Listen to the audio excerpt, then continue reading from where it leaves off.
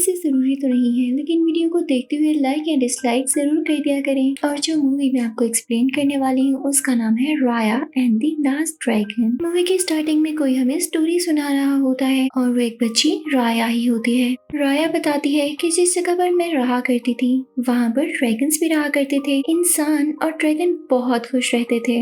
ये 500 साल पहले की बात है, लेकिन कहते हैं ना कि कोई किसी की खुशी ज्यादा देर तक बर्दाश्त नहीं कर सकता। तो इस लैंड को भी नजर लग गई और एविल स्पिरिट्स जेलस होना शुरू हो गईं। वो इस लैंड की तरफ आ गईं। वो जिस भी ड्रैगन या इंसान को हाथ लगाती वो पत्थर में बदल जाता। जल्द ही उन एविल स्पिरिट्स ने सब ड्रैगन्स और सब इंसानों को पत्थर का बना दिया, क्योंकि वो लोग खुद इस लैंड पर रूल करना चाहते थे। उनमें से एक ऐसा ड्रैगन बच गया जो पत्थर का नहीं बना। उसका नाम सीजू था। सीजू और उसके भाई उस वक्त कहीं पर छुपे हुए थे, तो वो पत्थर बनने से बच गए। उन्होंने एक ऐसा जेम बनाया जिसको यूज करते हुए इस कर्स को खत्म किया जा सकता था।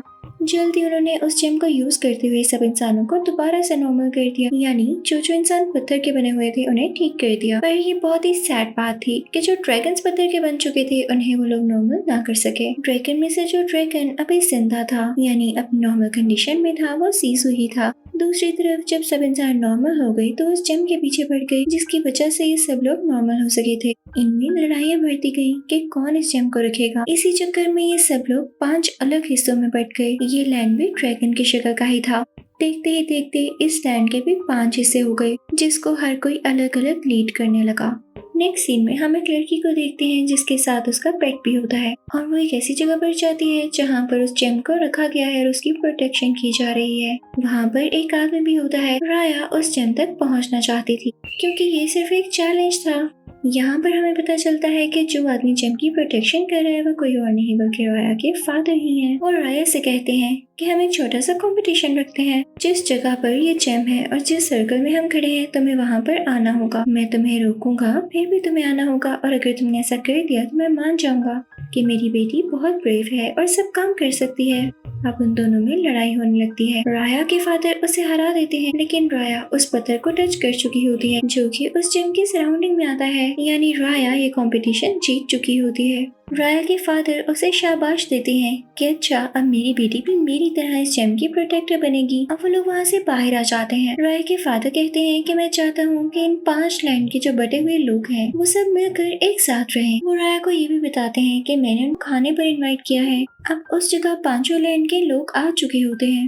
वो सब बहुत अच्छा टाइम स्पेंड करते हैं। वहाँ पर एक और लैंड की प्रिंसेस होती है जो राया से बातें करने लगती है। वो दोनों मिलकर एक मैप देखते हैं जहाँ पर उन्हें एक नदी नजर आती है। दूसरी प्रिंसेस राया को बताती है कि वही लास्ट ड्रैगन जिसका नाम सीजू है वो यहीं पर सो रहा है, हमें उसे ढूंढना होगा। साथ ही साथ उसे एक पेंडेंट भी देती है जो कि ड्रैगन की ही शेप का था। वो प्रिंसेस राया से कहती है कि अब से मैं तुम्हारी दोस्त हूँ। राया भी उस पर यकीन कर लेती है और वहाँ से आ जाती है। उस प्रिंसेस ने राया से कहा होता है कि मुझे भी दिखाओ वो जेम कहाँ पर है जिसकी प्रोटेक्शन तुम्हारे फादर कर रहे हैं। वही जेम जिसे सीजू ने बनाकर बाकी इंसानों को उस घर से आजाद किया था। राया क्योंकि उस पर ट्रस्ट कर चुकी थी तो उसे वहाँ पर ले जाती है, लेकिन वो प्रिंसेस बिल्कुल भी अच्छी नहीं होती। ये तो उसको ट्रैप करना चाहती थी।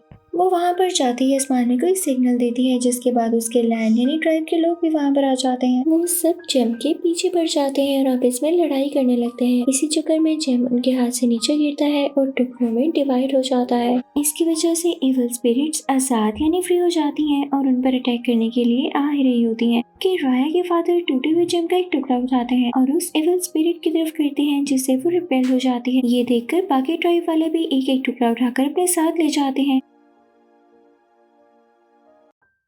राया के फादर उनको बहुत रोकते हैं, लेकिन वो आगे निकल जाते हैं। रास्ते में चलते चलते वो काफी थक जाते हैं और काफी वीक भी हो चुके होते हैं। यहाँ पर वो अपनी बेटी राया से कहते हैं, मैं जानता हूँ मेरी बेटी बहुत ब्रेव है और आज तो उसने प्रूफ भी कर दिया। उनके पास भी उसी जेम का एक टुकड़ा था। वो उसके साथ अपनी बेटी को पानी में धक्का दे देते हैं।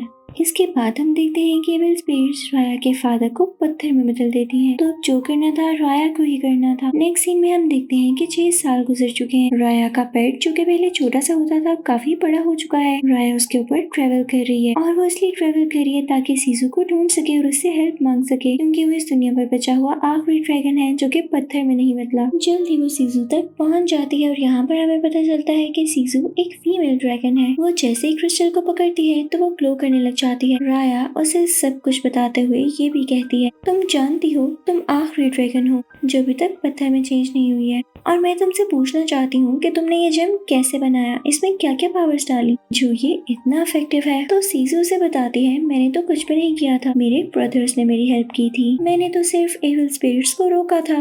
हाँ, अगर मुझे जेम के बाकी टुकड़े मिल जाएं तो मैं हर टुकड़े की मदद से अपनी एक पावर ले सकती हूँ, और जब मेरे पास बाकी सारे टुकड़े आ जाएंगे तो मैं इन पावर्स को यूज करते हुए इस जेम को जोड़ दूंगी। हर टुकड़े की अलग पावर है, जिसको वो ट्राई वाले चाहें तो वो भी यूज कर सकते हैं, लेकिन अगर वो मेरे पास आ गया तो मैं भी यूज कर सकूंगी। जल्दी ये दोनों मिलके उस जेम का दूसरा टुकड़ा भी ढूंढ लेते हैं। सीजू जैसे उस जेम को टच करती है वो इंसानी शक्ल में आ जाती है, यानी एक लड़की बन जाती है। लेकिन तभी वहाँ पर वो दूसरे ट्राइब की प्रिंसेस भी आ जाती है जो कि राया के पीछे होती है। लेकिन राया और सीजू वहाँ से एस्केप कर जाते हैं और एक बोट में आ जाते हैं। ये बोट थी एक छोटे बच्चे की जो इनके पास आता है और इनसे इनका मसला पूछता है, पर राया कहती है कि हमें किसी पर ट्रस्ट नहीं करना चाहिए। वो बस बच्चे को यही बताती है कि हमें आगे जाना है, लेकिन बोट इतनी तेजी से चल नहीं सकती थी। सीजू पानी में जंप लगा देती है और दोबारा से वाटर ड्रैगन बन जाती है। वो बोट को पुश करने लगती है जिसकी वजह से बोट तेजी से चलने लगती है। यहाँ पर वो बच्चा इनको बताता है कि उन स्पिरिट्स ने मेरे माँ बाप को भी पत्थर का बना दिया था, इसलिए मेरी कोई फैमिली नहीं है। अब ये लोग एक सिटी में पहुँचते हैं जो कि बाजार की तरह दिख रही होती है। सीजू उधर ही रहती है। राया और वो बच्चा बाजार के अंदर जाते हैं। उन्हें तीसरा जेम भी मिल चुका था, पर वहाँ पर एक छोटा सा बच्चा जिसके पास 3 एनिमल्स थे, वो उसके तीनों जेम चुरा कर वहाँ से भाग जाते हैं। पर ये सिर्फ उनकी शरारत थी, इसके पीछे उनका कोई इंटेंशन नहीं था कि वो जेम्स को चुराएं या उससे कोई ताकत हासिल कर सकें। राया उनको पकड़ लेती है और उनसे कहती है, तुम लोग भी बहुत छोटे हो, ये शरारतें छोड़ दो, और हाँ, अगर तुम लोगों को पैसे चाहिए तो तुम लोगों को मेरी टीम में आना होगा, मैं जैसा कहूंगी वैसा करना होगा, इसके बदले में मैं तुम लोगों को पैसे भी दूंगी। तो वो मान जाते हैं। उधर हम सीजू को देखते हैं जो कि बोट से बाहर बाजार में आ चुकी होती है और काफी ज्यादा चीजें खरीद लेती है, ये कहते हुए कि राय आकर आप सबको पैसे दे देगी। वैसे भी वो जेम्स ढूंढने गई हुई है। तभी वहाँ पर हम एक बूढ़ी औरत को देखते हैं जो जेम्स का नाम सुन के शॉक्ड हो जाती है। वो सीजू को अपने साथ ले जाती है। वो उसे जेम्स के बारे में पूछती है ताकि वो सब जेम्स को हासिल कर सके, पर सीजू उसे नहीं बताती। वो बूढ़ी औरत उसे ब्लैकमेल कर रही होती है कि वो उसे मार देगी, पर तभी राया वहाँ पर आ जाती है और बूढ़ी औरत ने जो जेम लिया होता है वो उसके हाथ से छीन लेती है। वो सीजू को अपने साथ ले जाती है। ये लोग एक फॉरेस्ट में आते हैं। इनका पीछा करते करते वो प्रिंसेस भी आ जाती है जो कि राया से लड़ना चाहती थी, उसे ढूंढ रही थी। यहाँ पर इन दोनों में लड़ाई शुरू हो जाती है, लेकिन सीजू से ये देखा नहीं जाता और वो अपने ड्रैगन के रूप में आ जाती है। वो हर तरफ अपने मुंह से धुआं फैला देती है, जिसके बाद राया जीत जाती है। जब सब देखते हैं कि तो ड्रैगन है तो कुछ लोग तो डर के भागने लगते हैं, लेकिन वहाँ पे एक वॉरियर होता है जो कि बोट वाले बच्चे को भी जानता था। वो जब ये देखता है कि ये ड्रैगन तो राया की दोस्त है और राया इसीलिए जेम्स इकट्ठे कर रही है ताकि हम सबको ट्रबल ना आए, हम सब सुकून से अपनी जिंदगी गुजारें। तो वो उसे कहता है कि स्टोन का चौथा हिस्सा मेरे पास है। वो उसे स्टोन का चौथा हिस्सा पकड़ा देता है। यहाँ सीजू के पास एक और एबिलिटी आ जाती है। वो मैजिकल स्टेप्स बना सकता था और इवन बारिश भी कर सकता था। अब वो लोग अपनी अगली जर्नी के लिए निकल पड़ते हैं। जिनका लास्ट पीस जिसके पास होता है वो वही प्रिंसेस होती है। राया और प्रिंसेस का ट्रस्ट एक बार टूट चुका था, तो वो दोनों ही दोबारा कभी एक दूसरे पर ट्रस्ट नहीं कर सकती थी। लेकिन यहाँ पर वो बोट वाला बच्चा एक ऐसी बात बताता है जो कि राया बिल्कुल एक्सेप्ट नहीं करती। वो ये थी कि इससे अच्छा ये नहीं कि हम लड़ें, एक दूसरे की जान जाए, तो क्यों ना हम सुलह का हाथ आगे बढ़ाएं। राया और प्रिंसेस की दोस्ती हो जाएगी, वो दोनों एक दूसरे पर ट्रस्ट करने लगेंगी। तो हो सकता है प्रिंसेस वो आखिरी यानी 5वां पीस भी राया को दे दे, क्योंकि सब पीसीस उसी के तो पास हैं और उस पर ट्रस्ट भी कर सके। साथ ही साथ राया को भी उस पर ट्रस्ट करना होगा कि अगर वो उससे दोस्ती करेगी, उसे गिफ्ट देगी, तो वो भी आगे से इससे दोस्ती करेगी और जेम दे देगी। पहले तो राया नहीं मानती, लेकिन सीजू से कहती है, आओ मैं तुम्हें एक जगह दिखाती हूँ। वो उसे एक ऐसी डीप जगह पर लेकर आती है जहाँ पर स्टैचूज होते हैं, और ये स्टैचूज आम नहीं थे बल्कि सीजू के भाइयों के थे। पता है, जब ये जेम उन्होंने सीजू को पकड़ाया था तो उन्होंने सीजू पर ट्रस्ट किया था कि वो सब डेविल स्पिरिट्स को रोक सकती है। सीजू ने ऐसा कर दिखाया, लेकिन इसके सेक्रीफाइस में, इसके बदले में इसके सारे भाई पत्थर के बन गए। यहाँ पर सीजू राय को समझाती है कि अगर उस दिन ये लोग सेक्रीफाइस ना देते तो आज तक तो मैं भी पत्थर की बन चुकी होती। उनका एक रिस्क लेने की वजह से मैंने सबको हरा दिया और आज मैं तुम्हारे सामने अलाइव खड़ी हूँ। यहाँ पर राया मान जाती है कि चलो कुछ नहीं होता। वो प्रिंसेस को गिफ्ट भी देगी और उसे सुलह भी करेगी। अब राया के पास एक आइडिया आता है वो उस बेबी और उसके 3 मंकीज को एक लेटर देती है और साथ में एक नैपकिन में लिपटा हुआ पेंडेंट भी देती है जो कि बचपन में उसे प्रिंसेस ने उसको एज ए गिफ्ट दिया था।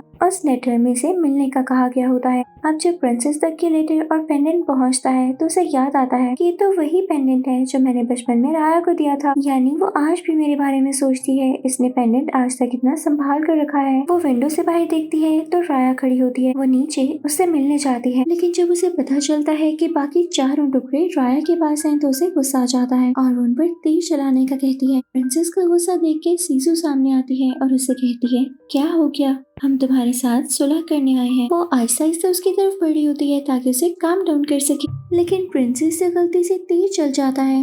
वो सीधा सीजू को लगता है और वो पानी में गिर जाती है। सीजू यहाँ पर मर जाती है क्योंकि वो स्पेशली एक वाटर ड्रैगन थी तो उसके मरते ही पानी खत्म होने लगता है और जो उसकी दूसरी तरफ जगह थी वहाँ पर एविल स्पिरिट्स आने लगती हैं। प्रिंसेस भी जब ये देखती है तो वो अपना दूसरा टुकड़ा उठाए हुए जो कि 5वां टुकड़ा था वहाँ से चली जाती है। जब राया ये देखती है कि प्रिंसेस ने सुसी की जान ले ली है तो उसे बहुत गुस्सा आता है। वो उसके पैलेस में जाती है और उसे स्वर्ड फाइटिंग करने लगती है। वो लड़ते लड़ते उसको नीचे गिरा देती है, यानी राया चाहती तो उसको मार सकती थी, लेकिन बाहर काफी तबाही मच रही होती है। राया के बाकी साथी एक एक टुकड़े से बाकी सब इविल स्पिरिट्स को रोक रहे होते हैं। राया जब ये देखती है तो वो खुद भी उनकी मदद करने बाहर चली जाती है। प्रिंसेस ऑब्जर्व करती है कि इविल स्पिरिट्स ने उसकी मदर को भी नहीं छोड़ा और उनको भी पत्थर का बना दिया। ये देख के उसे भी बहुत गुस्सा आता है और वो भी अपने जेम का टुकड़ा उठाए बाहर चली जाती है और इविल स्पिरिट्स को रोकने लगती है। यहाँ पर राया देखती है कि सब लोग अलग अलग उस जेम से सब इविल स्पिरिट्स को रोक रहे हैं, पर कोई भी किसी पर ट्रस्ट नहीं कर रहा कि सबको वो टुकड़े पकड़ा दे, वो जेम एक जितना हो जाए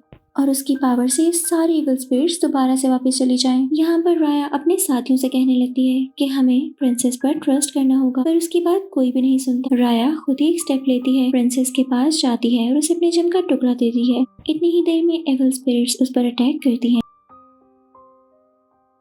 और वो पत्थर की बन जाती है।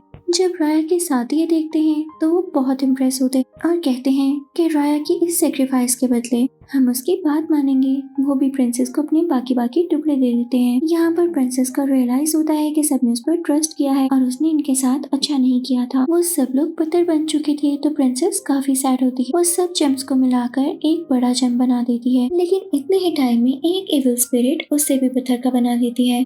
यहाँ पर सब लोग पत्थर के बन चुके थे, लेकिन तभी वहाँ पर एक मिरेकल होता है। उस जेम में से लाइट निकलने लगती है। वो सारे की सारी इविल स्पिरिट्स वहाँ से दूर भाग जाती हैं और उस जेम की एनर्जी से सारे जमे हुए लोग, यानी वो लोग जो पत्थर के बन चुके थे, दोबारा से ठीक होने लगते हैं, अपनी इंसानी शक्ल में आ जाते हैं। और अब की बार तो ड्रैगन्स भी जिंदा हो जाते हैं। बहुत सारे कलरफुल ड्रैगन्स उड़ते हुए आते हैं और कुछ तो जंप्स लगाने लगते हैं और वो उस तरफ जाते हैं जहाँ पे सीजू मरी थी। वो सब मिलकर पानी पर डांस करने लगते हैं, जिसके बाद सीजू जिंदा हो जाती है। राया ये देख के बहुत खुश होती है और उसे गले से लगा लेती है क्योंकि सारे लोग अब वापस नॉर्मल हो चुके थे। तो वो लोग इन लोगों से मिलते हैं। ड्रैगन्स और इंसान फिर से साथ रहने लगते हैं। राया भी अपने फादर के पास जाती है और उन्हें गले से लगा लेती है। उसके फादर को उस पर बहुत प्राउड होता है और पीछे ही हम सीजू को देखते हैं जो कि सब ट्राइब्स को रीयूनाइट करके यहाँ पर लेकर आई होती है और अब ये सब लोग मिलके यहीं पर रहेंगे बिना किसी लड़ाई के। इसी के साथ ये मूवी यहीं पर एंड होती है। Thank you for watching.